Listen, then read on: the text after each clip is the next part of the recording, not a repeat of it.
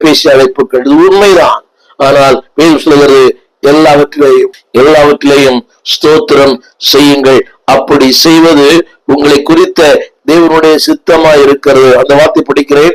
தேவனுடைய சித்தம், அதாவது பிரச்சனைகள், பாடுகள், peoples problem, personal problem, provision problem அதெல்லாம் அனுமதிக்கிறார். ஆனால் அதே வேளையில திருமறை சொல்லுகிறது எல்லாவற்றிலேயும் நீங்கள் தேவனுக்கு ஸ்தோத்திரம் பண்ணுங்கள். அன்பானவர்களே, இது கடினமான ஒன்றுதான். ஆனால் அந்த கடினமான ஒன்றை அவர் நம்மிடத்திலே எதிர்பார்க்கிறார். என்ன சொல்கிறார்? செய்யுங்கள், இது உங்களை குறித்து. அந்த வார்த்தையை கோடிட்டு சொல்ல விரும்புகிறேன்.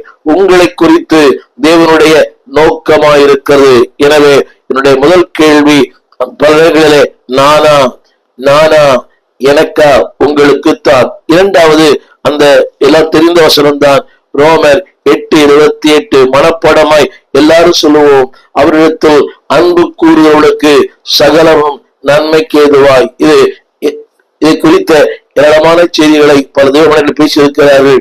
அன்பானவர்களே, இப்படிப்பட்ட நேரங்களிலே தேவ சித்தத்தை, தேவ நோக்கத்தை அவர்கள் மூலமாக வாழ்க்கையை நிறைவேற்றுகிறார். பல நேரங்களிலே சத்துருக்களை கொண்டு நம்மை தேவன் உருவாக்குகிறார். இதை நீங்க நம்பினால் ஒரு ஆமேன் சொல்லுங்கள்.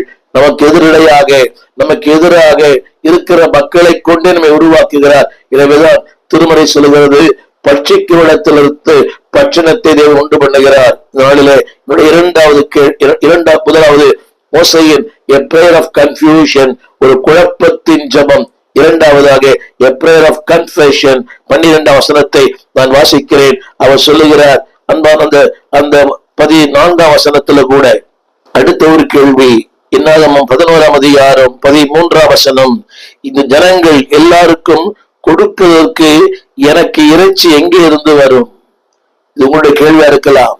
என் தேவைகள் எப்படி சந்திக்கப்படும்? எங்கிருந்து வரும்? பாட்டெல்லாம் பாடுறோம், பரத்திலிருந்து பதில் வரும், பரனென்னை காக்க வல்லோ. அது எங்கிருந்து வரும்?